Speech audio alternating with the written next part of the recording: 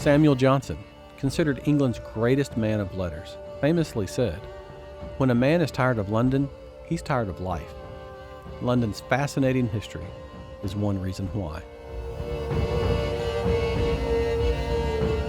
In The Birth of Britain, Volume 1 of Sir Winston Churchill's Nobel Prize-winning work, A History of the English-Speaking Peoples, Churchill tells us that in the summer of 55 BC, 55 years before the birth of Christ, Julius Caesar turned his gaze upon Britain.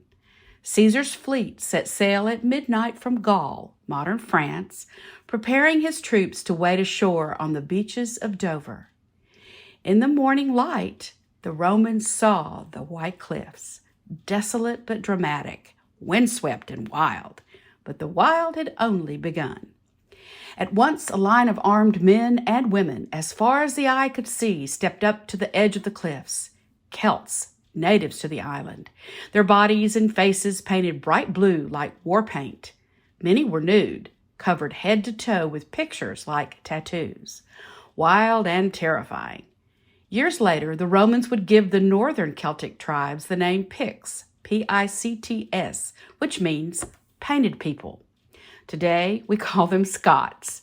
The name Picts is from where we get our word picture, from the pictures they painted all over themselves.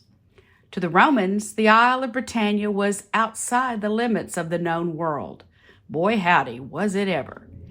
Just as Caesar's fleet was about to land, spears, stones, and javelins rained down upon the beaches, a first-rate Celtic welcoming committee.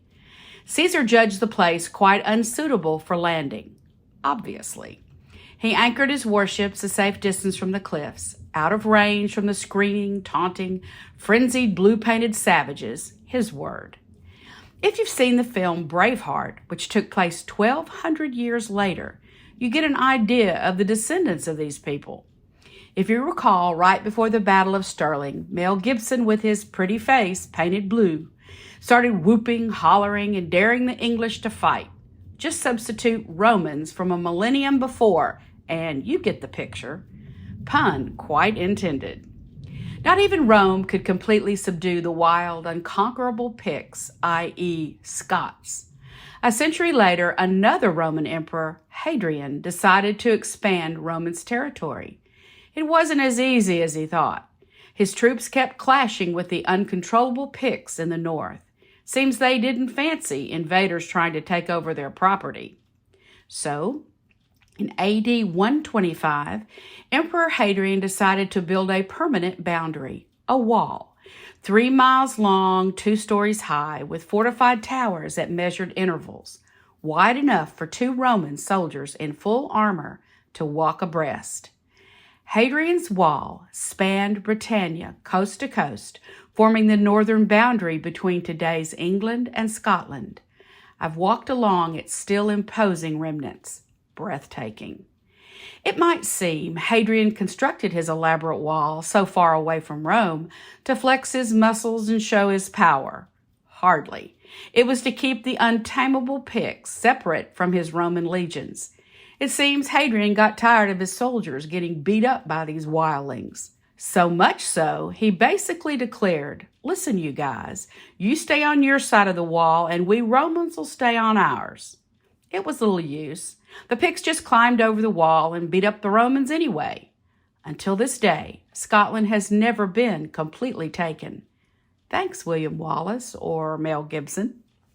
The Romans called the native Celts Britons, named for a Celtic tribe, the Brythons. Julius Caesar knew a barbarian when he saw one. He also knew, though they were savages, they weren't stupid. After all, he'd been fighting Celts all over the Roman Empire.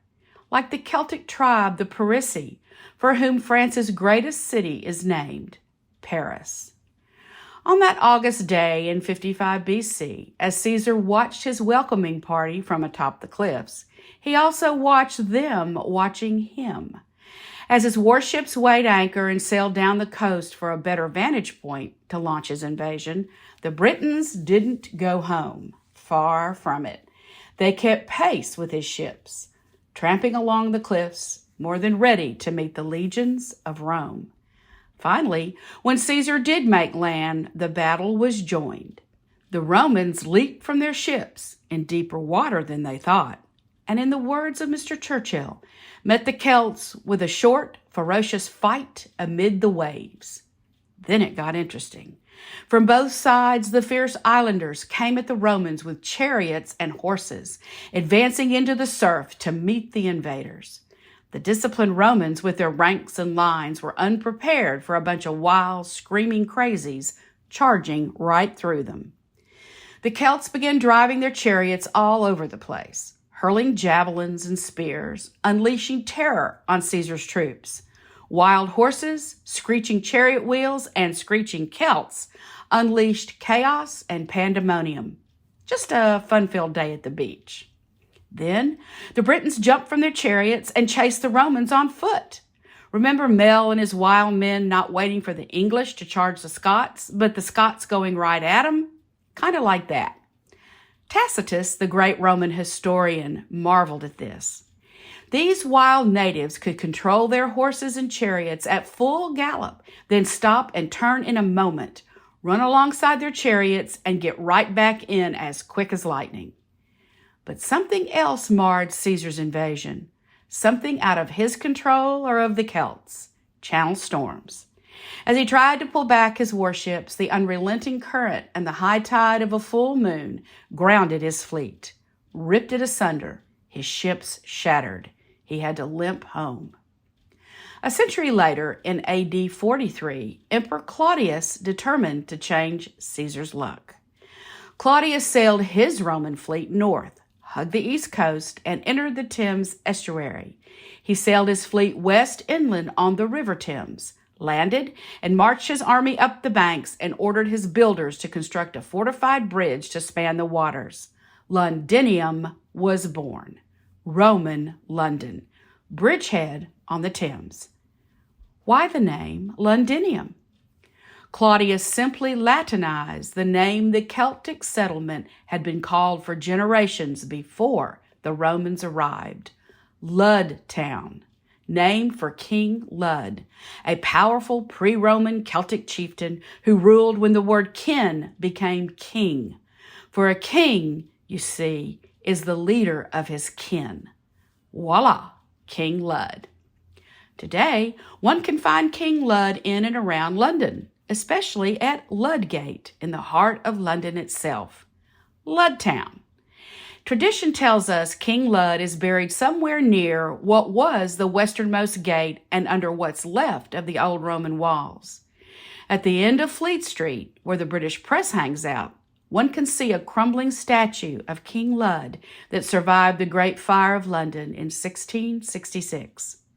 I learned a bit about King Lud in one of my favorite research books, a collection of biographies of strong women who for 2,000 years left their indelible mark on the pages of British history. Authored by a woman and published during the reign of Queen Victoria, this collection is considered the first essential outline of the history of royal women prior to Matilda, wife and queen of William the Conqueror. Of course, the longest chapter is of Emma of Normandy, Our Lady with her bones in a box. But leading the parade is Cardus Mandua, great-granddaughter of King Lud. She emerges in history at the time of the Claudian invasion, at the time when the Celtic settlement on River Thames was known as Ludtown. For 2,000 years, Roman, Saxon, and Viking ships have sailed upon the River Thames, making the river a great thoroughfare into London. So where did the Romans go? Save for an uprising in AD 61, led by a warrior queen whose story we'll take up in the next episode. 4 centuries after they came, in the year 410, Roman legions in Britannia were called back to defend Rome when it fell to barbarians. After all, Roman troops couldn't be spared to defend a remote island outpost. In 410, Rome was sacked by the Visigoths and the Vandals, where we get our word vandalism. 5th century Rome was the epitome of vandalism, and Rome was gone from Britain for good. Or was it? What remained was a network of Roman roads, many still there. You've no doubt heard the expression, all roads lead to Rome. In Roman Britain, all roads led to Londinium. But when Rome pulled out, they abandoned their ports, their fortresses, and their towns. Londinium, their greatest city, became a town of ghosts. 20 years later, new invaders came, fierce Germanic fighters from what is today called Saxony, Germany. Rome had a tough time with them, too. If you've seen the film Gladiator with Russell Crowe, the story opens in Germania, where the Romans have their hind ends handed to them. There were parts of Germania never tamed by Rome. These invaders were named Saxon from their use of the seax, a short, sharp dagger sword that could gut an enemy with one stab and one twist. In 427, two brothers from Germania, modern Saxony, were invited by a Celtic chief to help him fight his enemies. It didn't take long for Saxons and their cousins, the Angles, to flood their new promised land. For a century, boatload after boatload of Germanic tribesmen and women arrived on the shores of Britannia and settled outside the Roman walls of abandoned Londinium. Saxon settlers tilled farmland 1 mile west from the walls to the River Thames. Merchants beached their ships on the banks of the great river. Londinium became Londonwick, Londonport, trading town for all who came by land and sea. Slowly, the Saxons made a new culture with new beliefs and new customs. Anglo-Saxons who settled on the banks of the Thames called it Strand, edge of the river. Interestingly, its first recorded reference, Strandway, was in 1002, the year our Emma came to England. Today, this place is called the Strand, the heart of some of London's most well-known and historic places. Take any street in the Strand for a lovely leisurely walk down to the riverbanks of old Father Thames. If you've been to Trafalgar Square or Charing Cross Station, you're in the Strand, the place the Saxons first set up shop, so to speak, as Saxon invaders became farmers and merchants. Anglo-Saxons, with their thickly studded homesteads, turned England into a land of villages. And Saxon settlements became Saxon kingdoms. Saxon farmers became English kings. And Britannia became Angleland, England. For generations, powerful ruling families fought against each other until they found a common enemy. A new crop of invaders from their ancient lands threatened to take their new land. Invaders from across the sea, as fierce and determined as any that had breached England's shores. Vikings, where Queen Emma's story begins. Mr. Churchill gives us the most succinct picture of how the Britain we know today came to be. Celts, natives to the Isle. Romans, subjugators of the Isle. Saxons, uniters of the Isle. Vikings, invaders of the Isle. And Normans, conquerors of the Isle. The last one on the list is a direct consequence of the young girl who crossed the Great Channel to become the gateway for the Normans to enter Anglo-Saxon England, eventually to conquer it and change history. In this podcast, we've discussed the importance of Winchester to the story of Queen Emma.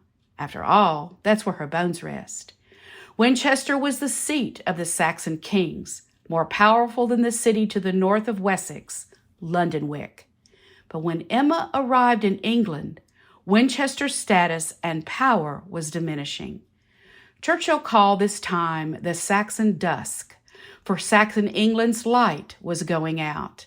Ethelred the Unready had been slowly putting it out. The Vikings would finish the job, for a while, but not forever.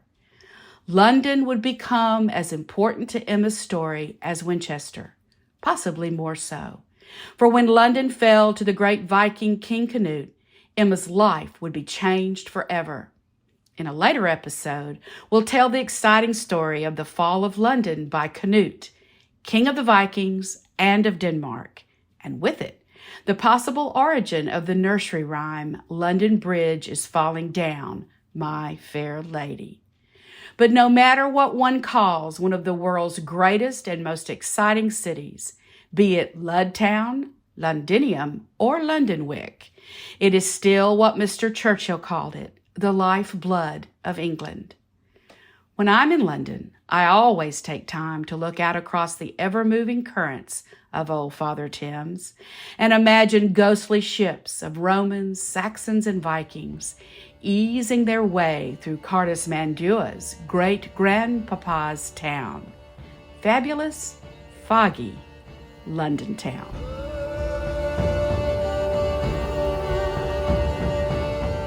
Not only can stones and bones reveal history's stories, layers of charcoal can as well. Under the city of London lies a layer of charcoal. Next time, we'll find out how it got there.